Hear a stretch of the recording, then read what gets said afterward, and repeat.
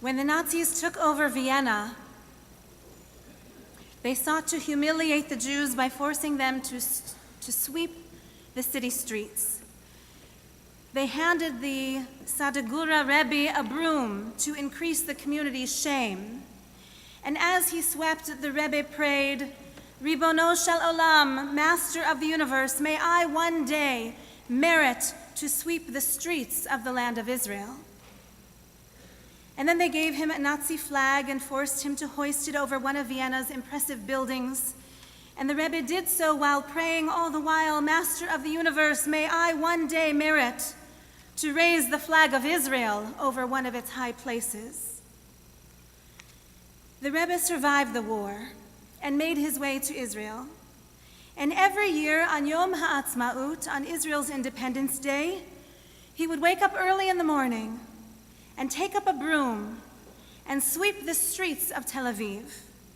And then he would go to the top of Tel Aviv's great synagogue and raise a large Israeli flag for all to see. So many prayers were prayed that the Jewish people would be blessed with a state to call our own.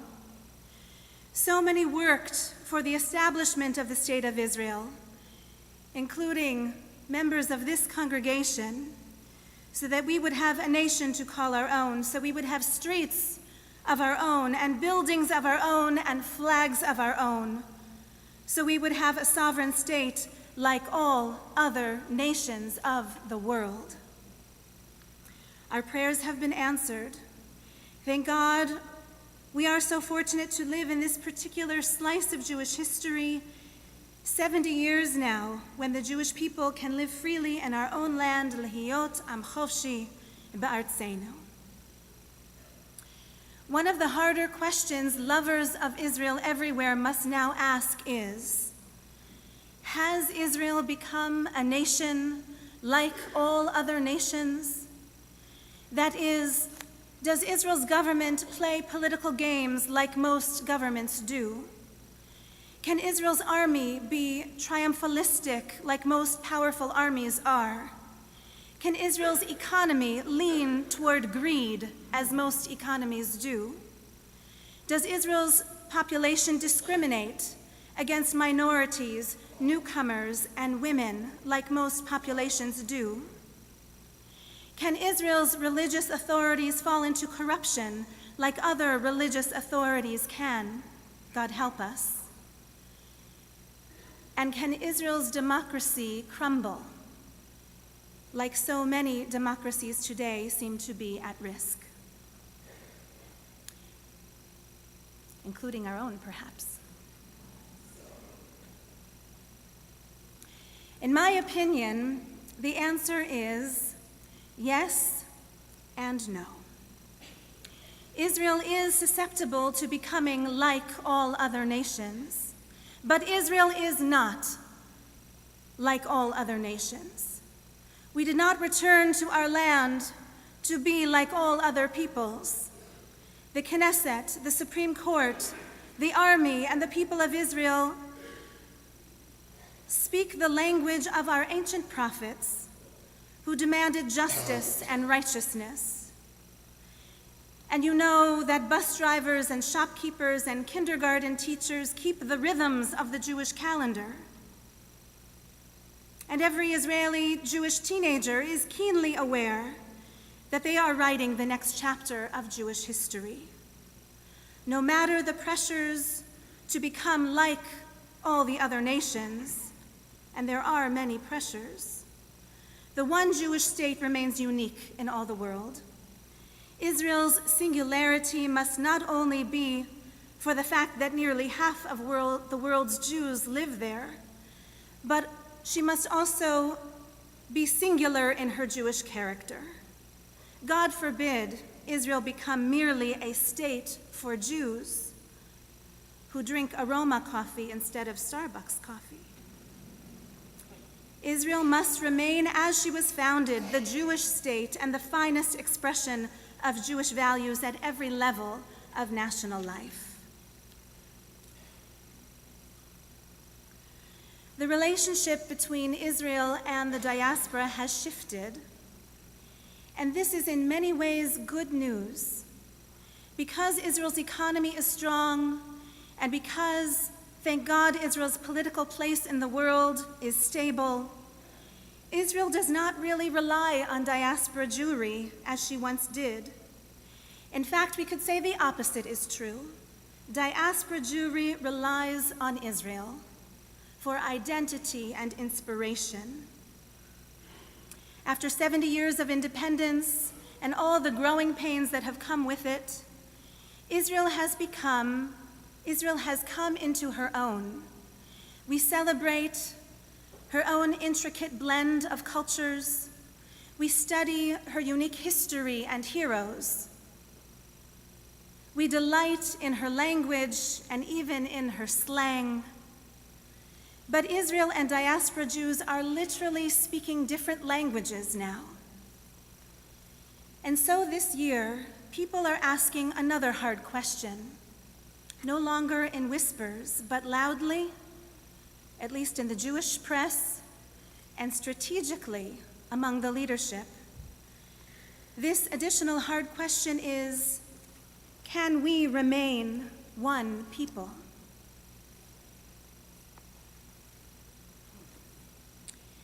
I just received this gift from Heather Reisman, actually. It's a reader's copy of a new book called God is in the Crowd by Tal Kainen. And it's a rough read, I'll warn you, but it has the sticker for Heather's pick.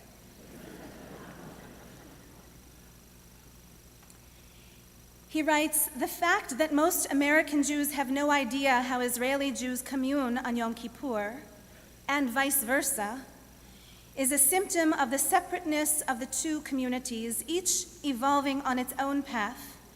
In less than 100 years, the 1,800-year-old model of Judaism as a multipolar, loosely linked diaspora has evolved into a distinct bipolarity. We are two largely self-contained, mutually unfamiliar structures. I hesitate to say these things on Yom Kippur, when we are to show ourselves in the finest light. On this holy night, we are to stand before God as one people. Tonight, we stand shoulder to shoulder and demonstrate before God on high the unity of the Jewish people, that we are bound together by a shared destiny.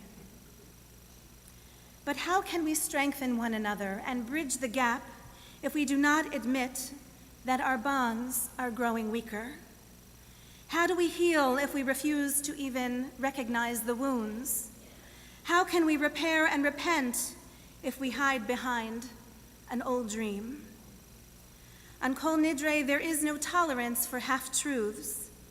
Tonight, we must confront the fact that the gap between Israel and the diaspora is growing.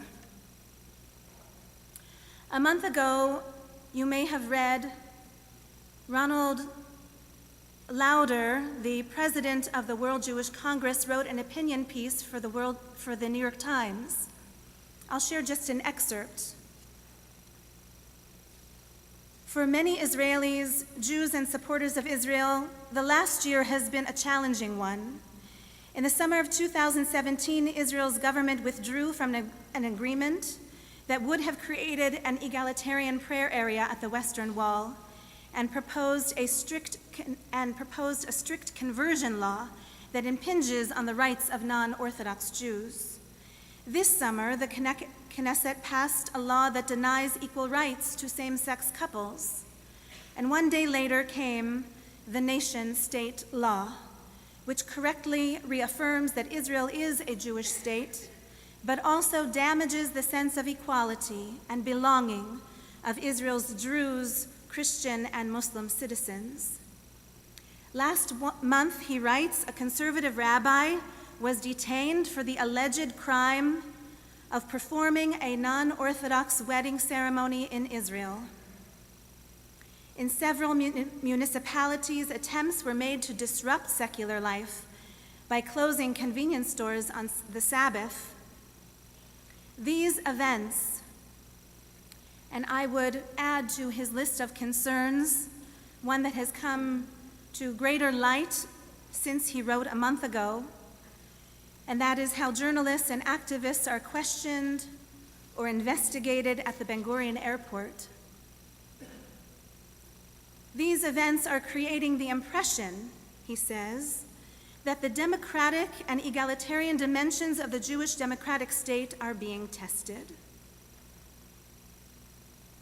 Israel is a miracle, he asserts. Lauder writes, the Jews of the diaspora look up to Israel, admire its astonishing achievements, and view it as their second home.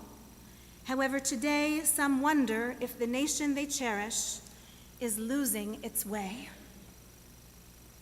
These words are painful to read, and I'm sure more painful still for the president of the World Jewish Congress to write. The title of his op-ed piece reads, Israel, this is not who we are. And the subtitle reads, Orthodoxy should be respected, but we cannot allow the politics of a radical minority to alienate millions of Jews worldwide. Another hard story, a true story, my story. The chief Ashkenazi Rabbi Lau came to Canada this past spring. Rabbis and community leaders were invited to greet him on a Friday afternoon. I had been asked by UJA leadership to attend, so despite the wild rainstorm that day and despite the fact that Shabbat was coming, I went. The storm delayed Chief Rabbi Lau's flight from Ottawa, and so we waited and we waited. When he finally arrived, he told some stories about the importance of maintaining Jewish tradition. He said it must be the same Pesach, the same Purim, the same Shabbos candles. And he claimed that the tefillin he wears are the same tefillin worn by his father and his grandfather, his great-grandfather, and even by Moses himself. Rabbi Lau then cited frightening statistics that I believe are true to demonstrate how North American Jewry is rapidly fading. When it came time for the Q&A, there were important questions about conversion. And he spoke of a desire to create a bank of the world's largest Jewish family tree online so that people could be confident of their Jewish status. He thought such records would be a gift to the Jewish people and was surprised that it was being rejected. And when he was asked about the Kotel, he explained how the Kotel question is, quote, not a religious question, but a question of politeness. Then one of the organizers from the UJA asked if I would like to pose the final question. And so I stood at my seat and I told the chief Ashkenazi rabbi of Israel that I believe we have something in common. And he smiled. I said, I read once about your father's rescue from Buchenwald when he was just 8 years old. An American army chaplain named Herschel Schachter, alav hashalom, was part of the liberation, the first of the American troops to arrive. And when Rabbi Schachter saw your father, a miracle, a child had survived, he never let him once out of his sight. You see, my grandfather, Rabbi Ernst Lorge, alav hashalom, was also an army chaplain, part of the liberation of Buchenwald. Not with that first unit, but the others that were called in soon after. And my grandfather worked very closely together with Rabbi Schachter. And so I like to imagine, Rabbi Lau, that my grandfather met your father and that he also helped to protect him and to lift his young spirits. Those two rabbis were very different. Schachter was American-born and Orthodox, and my grandfather was European-born and Reform. But I am certain that they had mutual trust and mutual respect for one another. It was so clear and evident that they were both there in service to their God and to the Jewish people. They probably never even had to speak of it because they understood it in the most urgent of ways, that they were devoted to common cause and that their lives depended on one another. Rabbi Lau, I fear that we are lacking such trust and mutual respect today. And then I introduced myself, and I spoke of you, my congregation. My name is Yael Splanksy. I am a fourth-generation Reform rabbi. Holy Blossom Temple, the first synagogue of Toronto, was founded 162 years ago. We are 5,000 Jewish souls in my congregation. And that is when Rabbi Lau raised his eyebrows. And I posed my question. Please, Rabbi, tell me, what message would you like me to bring back to my congregation?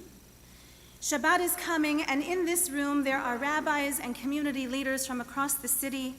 What would you like us to come and say to our people this Shabbat? What message could we bring back to our congregations to reassure them that there is still something of Klal Yisrael, still something of Jewish cohesion?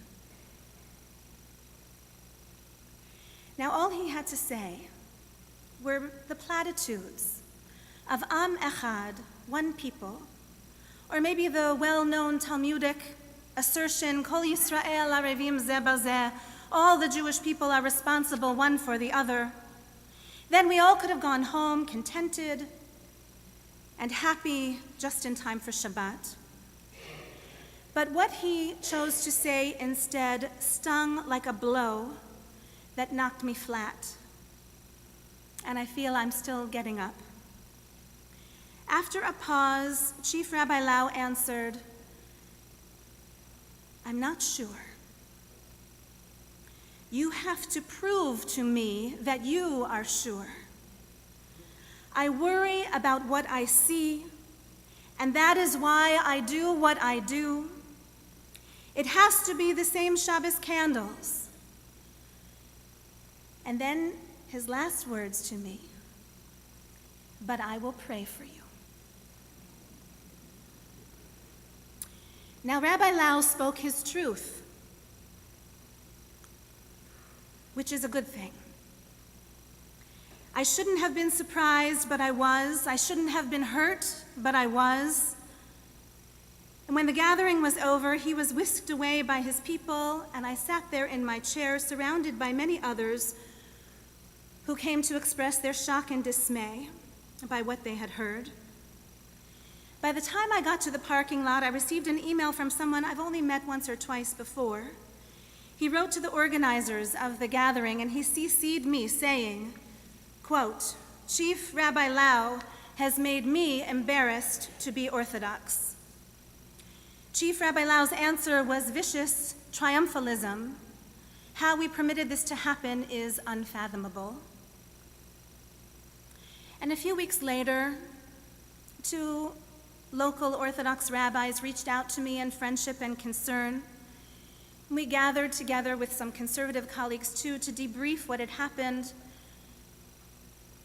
and to ask one another how could we promote deeper understanding and greater collaboration among the streams of Jewish life here in Toronto. And I take great comfort in this. The relationships we are cultivating locally, I want you to know, are good and strong. The joint programs we are offering are significant reinforcement of the unity we seek. This summer, I was nominated to participate in what I call an Achdut mission, a Jewish unity mission, held by Israel's Foreign Ministry and Ambassador Dermer. For 5 days next month, I'll join 20 Reform, Orthodox, and conservative rabbis from North America for frank and open dialogue with opinion makers in Israel and members of Knesset, perhaps even the Prime Minister himself, so that we can foster greater understanding on both sides of the ocean. The invitation was clear. Quote, this mission is not for everyone. It is for rabbis who are motivated by the principles of Klal Yisrael and Ahavat Yisrael, who believe in the totality of Israel and the love of Israel. And the invitation went on to sound an alarm, saying, if we do nothing, the divide between our two great communities could deepen and become insurmountable. So here's the thing, friends. Here's the hardest part of it all. Here's what gets us right where we live. Here's what we do when Yom Kippur demands that we hold up the mirror of truth. We must ask, was the chief rabbi wrong? He told us in plain language that he has given up on the non-Haredi majority of world Jewry. And while I believe he has also forfeited the title of a unifying figure and should be known more accurately as the chief Haredi rabbi, and while tonight, honestly, I do also pray for him, I must also hear him and his challenge, and I must ask myself, and I must in turn ask you, was he wrong when he said, "I'm worried about what I see"? No. And was he wrong when he referenced the Pew reports and other demographic studies that we also read, and admits that he is led to believe that diaspora Jewry is waning? No. Truth be told, I probably worry about it more than he does, because liberal Judaism is my camp, and North America is my home. How many of us can say that our children and grandchildren are as Jewishly literate as our parents and grandparents were? How many of us can say we are fully confident in our own Jewish knowledge, our own Jewish practice?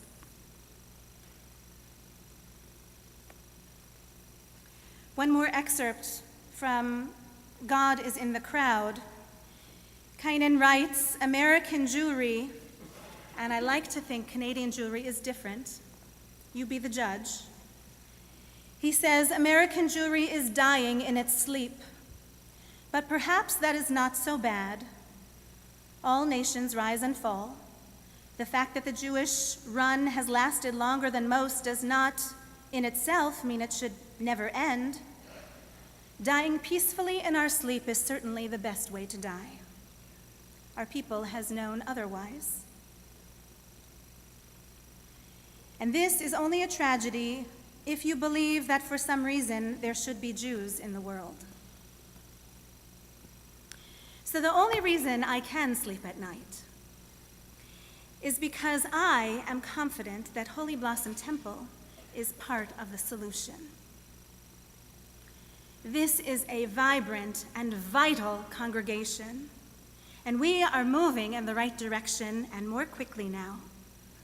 I am so immensely proud of the commitments that I see here, of what we are creating here together. This is a congregation that expects rigor in Jewish learning and devotion in Jewish practice, creativity in Jewish communal life, ambition in social justice everywhere, and yes, wholehearted commitment to the state of Israel, the land of Israel, the people of Israel. So as we reflect on our lives from the heights of Yom Kippur, consider how we might increase the quality of our own Jewish lives this year. Make a quiet pledge or two. Not because Rabbi Lau said, and not because Rabbi Splanksy said, but because you say. Because you have a hunch that Jewish practice can be enriching and that Jewish wisdom can be a good guide. Let this year be the year that you increase Jewish knowledge. I hope you've heard about our Melton program. Holy Blossom Temple has been designated as the one congregation that will host all Jews who want 2 years of intensive Jewish learning, a remarkable pluralistic curriculum that has been prepared at the Hebrew University of Jerusalem and is set out into 50 sites throughout the diaspora. Please come learn with us and bring a friend. Let this be the year that you might cultivate your own prayer practice. Holy Blossom Temple is open for prayer 365 days a year. And let this be the year that you travel to Israel, if it's been some time. And let this be the year that you deepen your attachment to Holy Blossom through volunteerism of all kinds.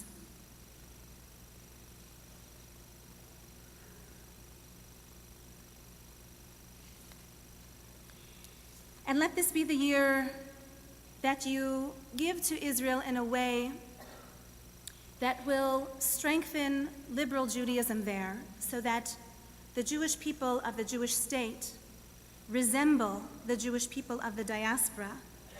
I'll mention the Israel Movement for Progressive Judaism by name. The IMPJ is the umbrella organization for Reform Judaism in Israel. Its director, Rabbi Gilad Kariv, will come to address us at Holy Blossom this December. We have 50 sister congregations in Israel. Only a handful of them are large and well-established, but many are less than 20 years old. And he said, in days to come, Jacob will take root, and Israel will bud and blossom, and the surface of the world shall be covered with fruit. We are living in that time. Are we even aware of how remarkably lucky we are to be living in such a time with a strong Israel and a strong diaspora? This thin slice of Jewish history, only decades old now. These are indeed the finest of days of the Jewish people, the finest since we have seen since antiquity. So let us praise God for this opportunity which is right in our hands, and let us commit and recommit, double and redouble our efforts to let none of it slip through our fingers. Or chadash al Tzion ta'ir v'nizkechu lanu mehera la'oro. May a new light shine upon Zion, and let us all soon be worthy of its light, its radiant light of inspiration. Amen.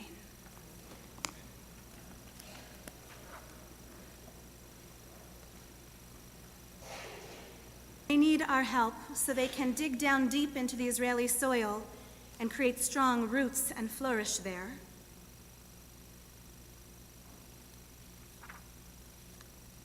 And I'll also mention by name the Israel Religious Action Center. You should be proud to know that this is the legal and public policy arm of the Reform movement in Israel. Their brilliant team of lawyers takes up cases which protect the religious freedoms of all Israelis.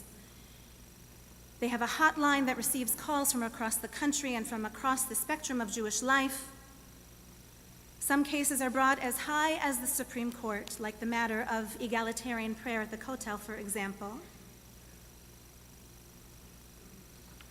And know that our voices are wanted in Israel. A new study by Chidush shows that 66% of adult Israeli Jews either believe strongly or believe that diaspora Jewry should take up leadership and make its voice heard to promote greater equal status among the three major streams of Judaism in Israel.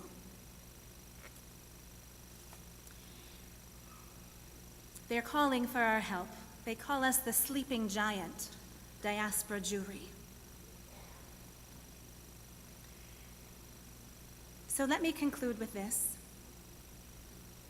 I've been asked about the inscriptions on the guardrails of the third and fourth balconies of our new atrium. Have you seen those beautiful inscriptions? There are 5 biblical verses, and each one is a reference to holy blossoms. Soon there will be a permanent installation of the English translations of these Hebrew verses, but for tonight, let me conclude by calling attention to just one of the beautiful verses of biblical poetry. It is written there, Haba'im yashresh Yaakov yatzitz Ufarach Yisrael, umal'u pnei tevel tnuva. 2,700 years ago, the prophet Isaiah spoke these words when he longed for the day that Israel would flourish in the land of our ancestors. And he spoke these words to give expression to how he yearned for the day, too, when the entire world would be blessed with abundance.